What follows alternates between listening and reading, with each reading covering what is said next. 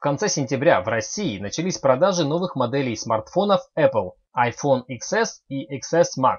А уже за неделю до этого перед входом во флагманский магазин Apple на Тверской улице в городе Москве люди начали выстраиваться в стихийную очередь для покупки модных гаджетов. При этом большинство даже не планировало покупать новый iPhone, а лишь хотела заработать на продаже своего места в очереди. Так, первое место в ней оценивалось в 450 тысяч рублей. На последующие места цена падала, но несущественно. Автомашину куплю с магнитофоном, пошью костюм с отливом и в Ялту. Однако усилия планирующих заработать на желании кого-либо выделиться и купить яблочную новинку на 5 минут раньше других с треском провалились. Первый по списку в очереди покупатель не смог купить смартфон по той причине, что у него просто не было денег.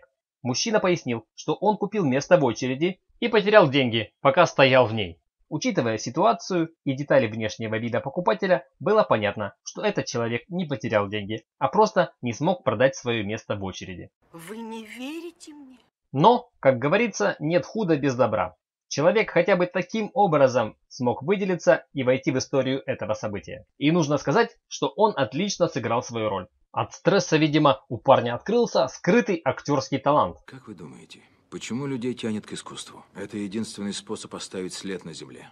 Жаль, однако, что на этом шоу закончилось, и остальные его предприимчивые участники не проявили свои творческие данные на публике. Хотя, возможно, так и задумывалось. Один человек играет первого в очереди, а вся остальная команда готовит произносимую им фразу. И мне даже кажется, что им было тяжело ее выбрать. Возможно, это мог быть вариант, чтобы не замерзнуть в очереди, ночью я разжег костер и случайно сжег 200 тысяч рублей. Или, ой, я же думал, что это очередь за крутыми самсунгами, а iPhone мне не нужен, не. Или, товарищи, перестаньте покупать эту американскую дрянь. Америка – главная страна, которая эксплуатирует всю планету.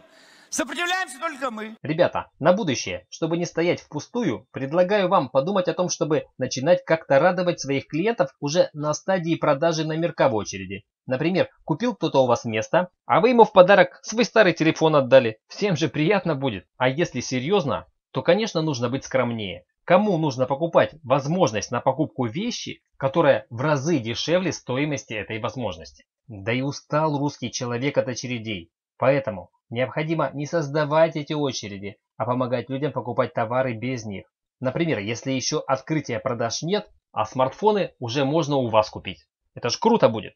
Граждане, покупайте место для просмотра данного видео только на канале «Обо всем с юмором».